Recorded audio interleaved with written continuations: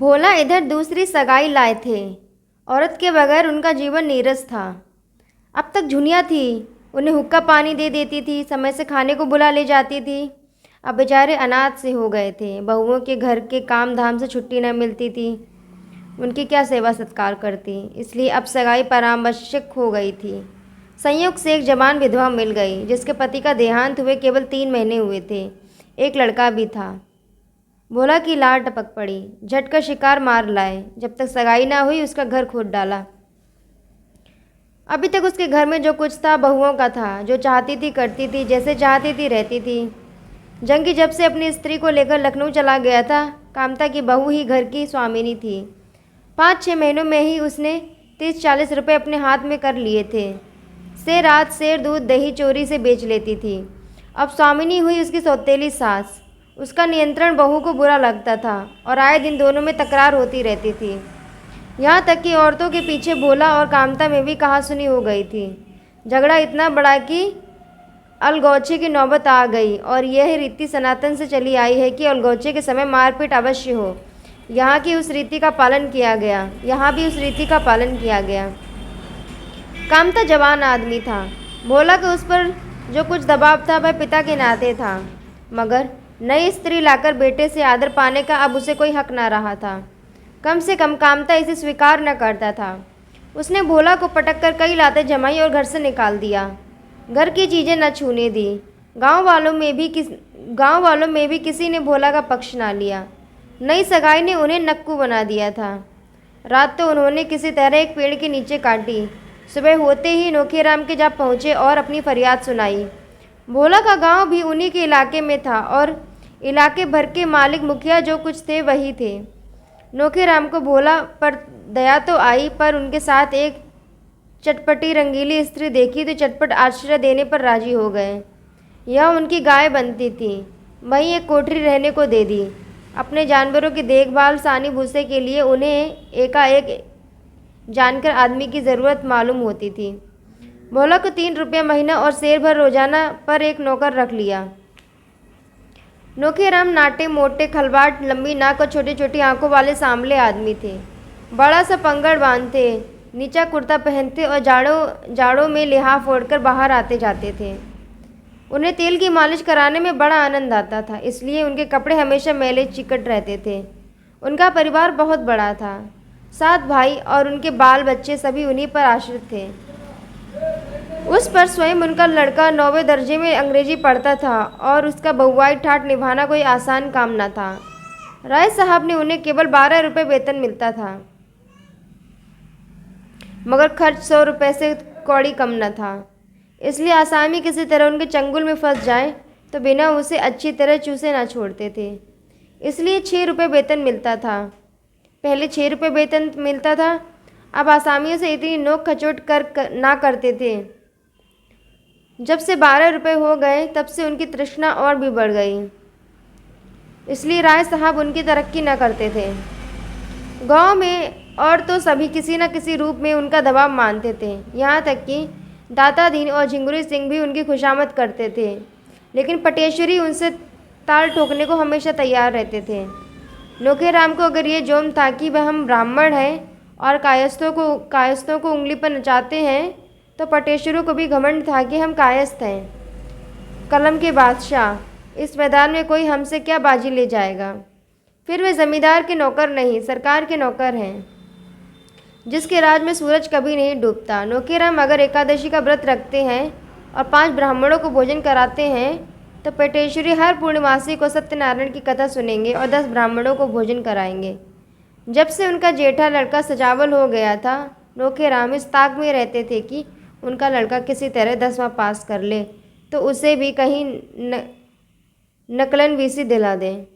इसलिए हुक्काम के पास फसली सौगातें लेकर बराबर सलामी करते रहते थे।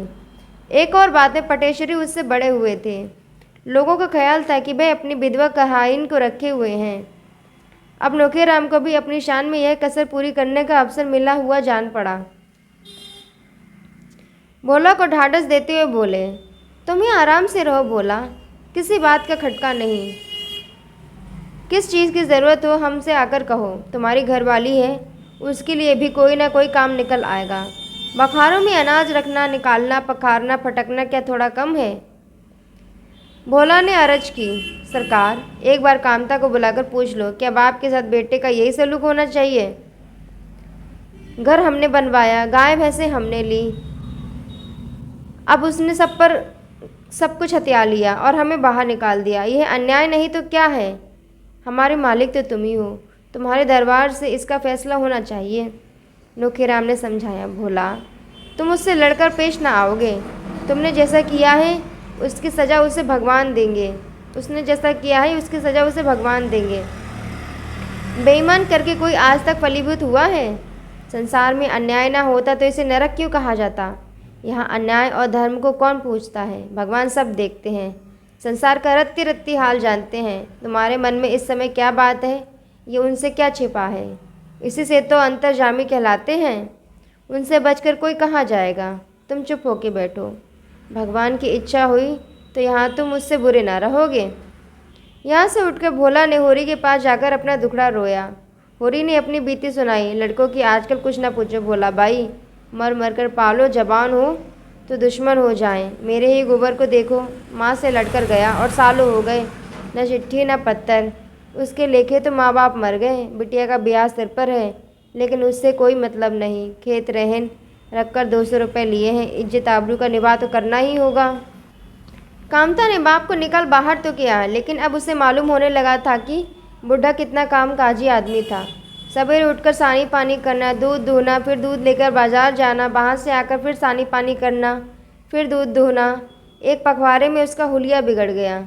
स्त्री पुरुष में लड़ाई हुई। स्त्री ने कहा, मैं जान देने के लिए तुम्हारे घर नहीं आई हूँ। मेरी रोटी तुम्हें भारी हो तो मैं अपने घर चली जाऊँ। कामता डरा, यह कहीं चली जाए तो रोटी का ठिकाना भी ना रहे, अपने हाथ से ठोकना पड़े। आखिर एक नौकर रखा, लेकिन उससे काम न चला। नौकर खली भूसा चुरा चुरा कर बेचने लगा। उसे अलग किया। फिर स्त्री पुरुष में लड़ाई हुई। स्त्री रूठकर मैके चली गई। कामता के हाथ पांव फूल गए। हारकर भोला के पास आया और चिरौरी करने लगा, दादा, मुझसे जो कुछ भूल चूक हुई सो क्षमा करो। अब चलकर घर संभालो, जैसे तुम रखोगे वैसे ही रहूँगा। भोला को यहाँ मंजरों की तरह रहना अखर रहा था। पहले महीने 2 महीने उसकी जो खातिर हुई वह अब न थी। नौकराम कभी कभी उससे चिलम भरने या चारपाई बिछाने को भी कहते थे। तब बेचारा भोला जहर का घूंट पीकर रह जाता था। अपने घर में लड़ाई दंगा भी हो तो किसी की टहल तो ना करनी पड़ेगी। उसकी स्त्री नोहरी ने यह प्रस्ताव सुना तो ऐंठ कर बोली, जहाँ से लात खाकर आए वहाँ फिर जाओगे, तुम्हें लाज भी नहीं आती? भोला ने कहा, तो यहीं कौन सिंहासन पर बैठा हूँ? नोहरी ने मटक कर कहा, तुम्हें जाना हो तो जाओ, मैं नहीं जाती। भोला जानता था नोहरी विरोध करेगी। इसका कारण भी था, यह उसकी तो कोई बात ना पूछता था, पर नोहरी की बड़ी खातिर होती थी। प्यादे और शहने तक उसका दबाव मानते थे। उसका जवाब सुनकर भोला को क्रोध आया, लेकिन करता क्या? नोहरी को छोड़कर चले जाने का साहस उसमें न था। नोहरी भी झक मारकर उसके पीछे पीछे चली जाती, लेकिन उसे यहाँ अपने आश्रय में रखने की हिम्मत नौखेराम में न थी। वह टट्टी की आड़ से एक शिकार खेलने वाले जीव थे, मगर नोहरी भोला के स्वभाव से परिचित हो चुकी थी। भोला मिन्नत करके बोला, देख नोहरी, दिख मत कर। अब तो वहाँ बहुएं भी नहीं हैं, तेरे ही हाथ में सब कुछ रहेगा। यहाँ मजूरी करने से बिरादरी में कितनी बदनामी हो रही है, यह सोच। नोहरी ने ठेंगा दिखाकर कहा, तुम्हें जाना है जाओ, मैं तुम्हें रोक कर तो नहीं रही हूँ। तुम्हें बेटे की लातें प्यारी लगती हूँ, मुझे नहीं लगती। मैं अपनी मंजूरी में मग्न हूँ। भोला को रहना पड़ा और कामता अपनी स्त्री की खुशामद करके उसे मना लाया। इधर नोहरी के विषय में कनबतियाँ होती रहीं। नोहरी ने आज गुलाबी साड़ी पहनी है, अब क्या पूछना है, चाहे रोज़ एक साड़ी पहने, सैया भले कोतवाल, अब डर काहे का? भोला की आंखें फूट गई हैं क्या? शोभा बड़ा हंसोड़ था, सारे गांव का विदूषक, बल्कि नारद, हर एक बात की टोह लगाता रहता था। एक दिन नोहरी उसे घर में मिल गई। कुछ हंसी कर बैठा। नोहरी ने रोखेराम से जड़ दिया। शोभा के चौपाल में तबली हुई और ऐसी डांट पड़े कि उम्र भर न भूलेगा। एक दिन लाला पटेश्वरी प्रसाद की शामत आ गई। गर्मियों के दिन थे। लाला बगीचे में आम तोड़वा रहे थे। नोहरी बनी ठनी उधर से निकली। लाला ने पूछा, नोहरी रानी, इधर आओ, थोड़े से आम लेती जाओ, बड़े मीठे हैं। नोहरी हो भ्रम हुआ। लाला मेरा उपहास कर रहे हैं। उससे अब घमंड होने लगा था। वह चाहती थी लोग उसे जमींदारनी समझें और उसका सम्मान करें। घमंडी आदमी प्रायः शक्की हुआ करता है और जब मन में चोर हो तो शक्कीपन और भी बढ़ जाता है। मैं मेरी ओर देखकर क्यों हंसा?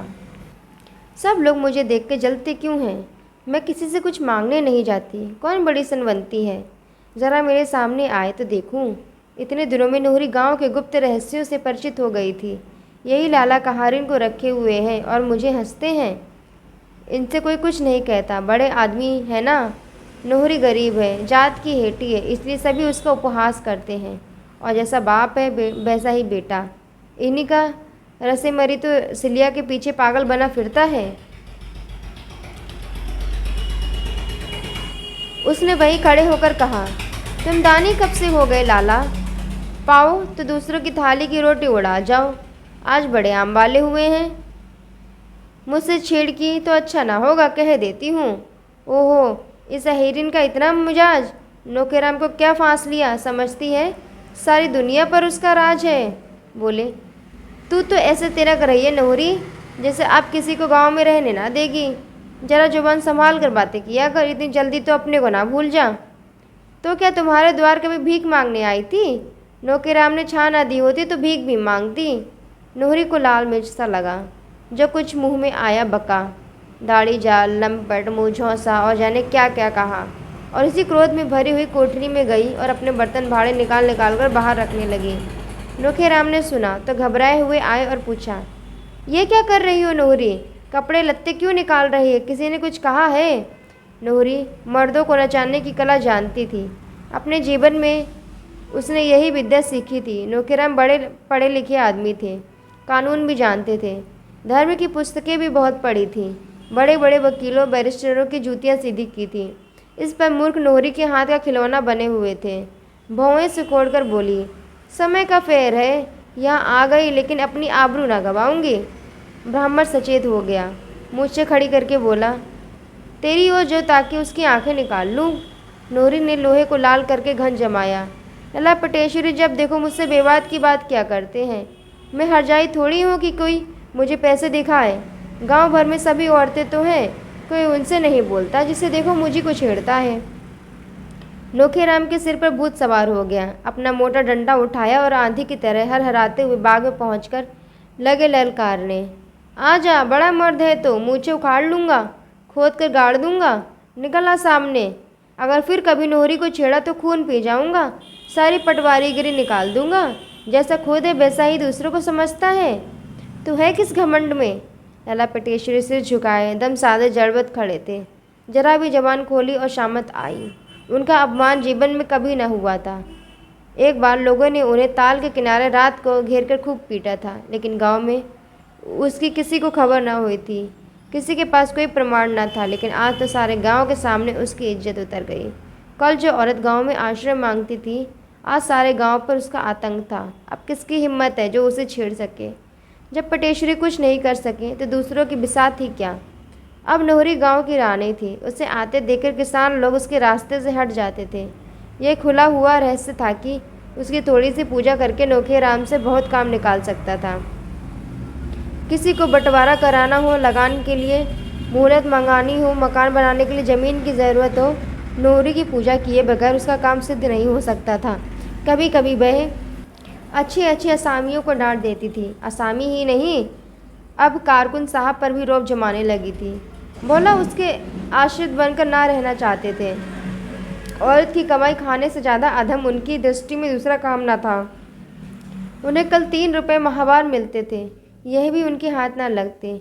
नोहरी ऊपर ही ऊपर उड़ा लेती। उन्हें तंबाकू पीने को धेला मैसर नहीं और नोहरी 2 आने रोज के पान खा जाती थी। जिसे देखो वही उन पर रौब जमाता था। प्यादे उनसे चिलम भरवाते, लकड़ी कटवाते। बेचारा दिन भर का हारा थका आता और द्वार पर पेड़ के नीचे झिंगले खाट पर पड़ा रहता। कोई एक लुटिया पानी देने वाला भी नहीं। दोपहर की बासी रोटियां रात को खानी पड़ती और वह भी नमक या पानी और नमक के साथ। आखिर हार कर उसने घर जाकर कामता के साथ रहने का निश्चय किया। कुछ न होगा, एक टुकड़ा रोटी तो मिल ही जाएगी। अपना घर तो है। नोहरी बोली, मैं वहाँ किसी की गुलामी करने ना जाऊँगी। भोला ने जी खड़ा करके कहा, तुम्हें जाने को मैं नहीं कहता, मैं तो अपने को कहता हूँ। तुम मुझे छोड़कर चले जाओगे? कहते लाज नहीं आती? लाज तो घोल कर पी गया, लेकिन मैंने तो अपनी लाज नहीं दी। तुम मुझे छोड़कर नहीं जा सकते। तो अपने मन की है, मैं तेरी गुलामी क्यों करूं? पंचायत करके मुख में कालिक लगा दूं? इतना समझ लेना।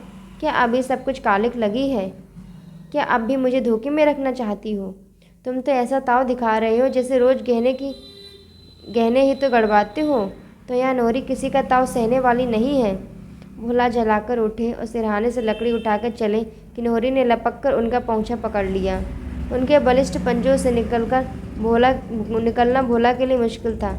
चुपके से कैदी की तरह बैठ गए। एक ज़माना था जब वह औरतों की उंगलियों पर नचाया करता था। आज वह औरत के कपास में बंधे हुए हैं और किसी तरह निकल नहीं सकते। हाथ छुड़ाने की कोशिश करके वे पर्दा नहीं खोलना चाहते। अपनी सीमा का अनुमान उन्हें हो गया था, मगर वह क्यों उनसे निडर होकर नहीं कह देते, तू मेरा काम की नहीं है, मैं तुझे त्यागता हूँ। पंचायत की धमकी देती। पंचायत क्या कोई हवा है? अगर तुझे पंचायत का डर नहीं तो मैं पंचायत से क्यों डरूं? लेकिन यह भाव शब्दों में आने का साहस न कर सका। नोहरी ने जैसे उन पर कोई वशीकरण डाल दिए हों। लाला पटेश्वरी पटवारी समुदाय के सद्गुणों के साक्षात अवतार थे। वह यह न देख सकते थे कि कोई असामी अपने दूसरे भाई की इच्छ भर सी जमीन दबा ले। ना वह यही देख सकते थे कि असामी किसी महाजन के रुपए दबा ले। गांव के समस्त प्राणियों के हितों की रक्षा करना उनका परम धर्म था। समझौते या मेल जोल में उनका विश्वास न था। यह तो निर्जीविता के लक्षण है। वह तो संघर्ष के पुजारी थे, जो सजीवता का लक्षण है। आए दिन इस जीवन को उत्तेजना देने का प्रयास करते रहते थे, एक न एक फुलझड़ी छोड़ते रहते थे। मगरू साहब पर इन दिनों उनकी विशेष कृपा दृष्टि थी। मगरू साहब गांव का सबसे धनी आदमी था, पर स्थानीय राजनीति में बिल्कुल भाग न लेता था। रोब या अधिकार की लालसा उसे न थी। मकान भी उसका गांव के बाहर था, जहां उसे एक बाग और एक कुआं और एक छोटा सा शिव मंदिर बनवा लिया था। बाल बच्चा कोई न था, इसलिए लेन देन भी कम कर दिया था और अधिकतर पूजा पाठ में ही लगा रहता था। कितने ही असामियों ने उसके रुपए हजम कर लिए थे, पर उसने किसी पर नालिश फरियाद न की थी। होरी पर भी उसके सूद ब्याज मिलाकर कोई 150 रुपये हो गए थे, मगर न होरी को ऋण चुकाने की कोई चिंता थी और न उसे वसूल करने की। 2-4 बार उसने तकाजा किया, घुड़का डांटा भी, मगर होरी की दशा देखकर चुप हो बैठा। अब संयोग से होरी की ऊँख गांव भर के ऊपर थी। कुछ नहीं तो उसके 200-250 सीधे हो जाएंगे, ऐसा लोगों का अनुमान था। पटेश्वरी प्रसाद ने मगरू को सुझाया कि इस वक्त होरी पर दावा कर दिया जाए तो सब रुपए वसूल हो जाएं, मगरू इतना दयालु नहीं जितना आलसी था। झंझट में पड़ना ना चाहता था, मगर वह पटेश्वरी ने जिम्मा लिया था कि उसे एक दिन भी कचहरी ना जाना पड़ेगा, ना कोई दूसरा कष्ट होगा। बैठे बैठाए उसकी डिग्री हो जाएगी, तो उसने नालिक करने की अनुमति दे दी और अदालत खर्च के लिए रुपए भी दे दिए। होरी को खबर भी न थी कि क्या खिचड़ी पक रही है। कब दावा दायर हुआ, कब डिग्री हुई, उसे बिल्कुल पता न चला। कुर्क अमीन उसकी ऊँख नीलाम करने आया, तब उसे मालूम हुआ सारा गांव खेत के किनारे जमा हो गया। होरी मगरू शाह के पास दौड़ा और धनिया पटेश्वरी को गालियाँ देने लगी। उनके सहज बुद्धि ने बता दिया कि पटेश्वरी ही की कारस्तानी है, मगर मगरू साहब पूजा पर थे, मिल न सके और धनिया गालियों की वर्षा करके भी पटेश्वरी को कुछ बिगाड़ न सकी। उधर ऊँख 150 रुपये में नीलाम हो गई और बोली भी हो गई मगरू साहब ही के नाम। कोई दूसरा आदमी ना बोल सका। दाता दीन ने भी धनिया की गालियाँ सुनने का साहस न था। धनिया ने होरी को उत्तेजित करके कहा, बैठे क्या हो? जाकर पटवारी से पूछते क्यों नहीं? यही धर्म में तुम्हारा गांव घर के आदमियों के साथ? होरी ने दीनता से कहा, पूछने के लिए तूने मुँह भी रखा हो? तेरी गालियाँ क्या उन्होंने ना सुनी होंगी? जो गाली खाने का काम करेगा उसे मिलेंगी ही। तू गालियाँ भी देगी और भाईचारा भी निभाएगी। देखूंगी मेरे खेत के नगीच कौन जाता है। मिल वाले आकर काट ले जाएंगे, तू क्या करेगी और मैं क्या करूँगा? गालियाँ देकर अपनी जीभ की खुजली चाहे मिटा ले, मेरे जी कोई खेत काट ना ले जाएगा। हाँ, तेरे और मेरे जी सारा गांव मिलकर भी नहीं रोक सकता। अब वह चीज़ मेरी नहीं, मगरू शाह की है। मगरू शाह ने मरकर जेठ की दोपहर में सिंचाई और गोड़ाई की थी। वह सब तूने किया, मगर अब वह चीज़ मगरू शाह की है। हम उनके कर्जदार नहीं हैं। ऊक तो गए, लेकिन उसके साथ ही एक नई समस्या आ पड़ी। दुलारी इसी ऊक पर रुपए देने पर तैयार थी। अब वह किसी जमानत पर रुपए दे। अभी उसके पहले के ही 100-200 रुपये थे। सोचा था ऊक के पुराने रुपए मिल जाएंगे तो नया हिसाब चलने लगेगा। उसकी नज़र में होरी की साख 200 तक थी। इससे ज़्यादा देना जोखिम था। सहालक सिर पर था। तिथि निश्चित हो चुकी थी। गौरी महतो ने सारी तैयारियां कर ली होंगी। अब विवाह तो टालना असंभव था। होरी को ऐसा क्रोध आता था कि जाकर दुलारी का गला दबा दे। जितनी चिरौरी बिनती हो सकती थी वह कर चुका, मगर वह पत्थर की देवी जरा भी न पसीजी। उसने चलते चलते हाथ बांधकर कहा, दुलारी, मैं तुम्हारे रुपए रोक कर भाग न जाऊंगा। न इतनी जल्दी मरा ही जाता हूँ। खेत है, पेड़ पालो है, घर है, जवान बेटा है। तुम्हारे रुपए मारे न जाएंगे। मेरी इज्जत आ जा रही है, इसे संभालो। मगर दुलारी ने दया को व्यापार में मिलाना स्वीकार न किया। अगर व्यापार को वह दया का रूप दे सकती तो उसे कोई आपत्ति न होती, पर दया को व्यापार का रूप देना उसने ना सीखा था। होरी ने घर आकर धनिया से कहा। अब धनिया ने उसी पर दिल का गुबार निकाला। यही तो तुम चाहते थे। होरी ने जख्मी आंखों से देखा। मेरा ही दोष है, किसी का दोष हुई तुम्हारे मन की। तेरी इच्छा है कि ज़मीन रहन रख दूँ। ज़मीन रहन रख दोगे तो करोगे क्या, मजूरी? मगर ज़मीन दोनों को एक सी प्यारी थी। उसी पर तो उनकी इज्जत और आबरू आलंबित थी। जिनके पास ज़मीन नहीं वे गृहस्थ नहीं, मजूर हैं। होरी ने कुछ जवाब न पाकर पूछा, तो क्या कहती है? धनिया ने आहत कंठ से कहा, कहना क्या? गौरी बारात लेकर आएंगे, 1 जून खिला देना, सवेरे बेटी विदा कर देना। दुनिया हंसेगी, हंस ले। भगवान की यही इच्छा है कि हमारी नाक कटे, मुंह में कालिख लगे तो हम क्या करेंगे? सहसा नूरी चुंदरी पहने सामने से जाती हुई दिखाई दी। होरी को देखते ही उसने जरा सा घूंघट निकाल लिया। उससे समधी का नाता मानती थी। धनिया से उसका परिचय हो चुका था। उसने पुकारा, आज किधर चली समधिन, आओ। नूरी ने दिग्विजय कर लिया था और अब अनुमत को अपने पक्ष में बटोर लेने का प्रयास कर रही थी। आकर खड़ी हो गई। धनिया ने उसे सर से पांव तक आलोचना की आंखों से देखकर कहा, आज इधर कैसे भूल पड़ी? नूरी ने कातर स्वर में कहा, ऐसे ही तुम लोगों से मिलने चली आई। बिटिया का ब्याह कब तक है? धनिया संदिग्ध भाव से बोली, भगवान के अधीन है, जब हो जाए। मैंने तो सुना इसी सहालग में होगा। तिथि ठीक हो गई? हाँ, तिथि तो ठीक हो गई। मुझे भी नेवता देना, तुम्हारी तो लड़की है, नेवता कैसा? दहेज का सामान तो मंगवा लिया होगा, जरा मैं भी देखूं। धनिया असमंजस में पड़ी, क्या कहें। होरी ने उसे संभाला। अभी तो कोई सामान नहीं मंगवाया है, और सामान क्या करना है? कुछ कन्या तो देना है। नूरी ने अविश्वास भरी आंखों से देखा। कुछ कन्या क्यों दोगे महतो? पहली बेटी है, दिल खोल कर करो। होरी हंसा। मौन कह रहा हो, तुम्हें चारों ओर हरा दिखाई देता होगा, यहाँ तो सूखा ही पड़ा हुआ है। रुपए पैसे की तंगी है, क्या खोल कर करूँ? तुमसे कौन सा पर्दा है? बेटा कमाता है, तुम कमाते हो, फिर भी रुपए पैसे कैसी तंगी? किसे विश्वास आएगा? बेटा ही लायक होता तो फिर काहे को रोना था? चिट्ठी पत्थर तक भेजता नहीं, रुपए क्या भेजेगा? यह दूसरा सहाल है, एक चिट्ठी नहीं। इतने में सोना बैलों के चारे के लिए हरियाली का एक गट्टा सिर पर लिए यौवन को अपने आंचल से चुराती बालिका सी सरल आई और गट्टा वहीं पटक कर अंदर चली गई। नूरी ने कहा, लड़की तो खूब सियानी हो गई है।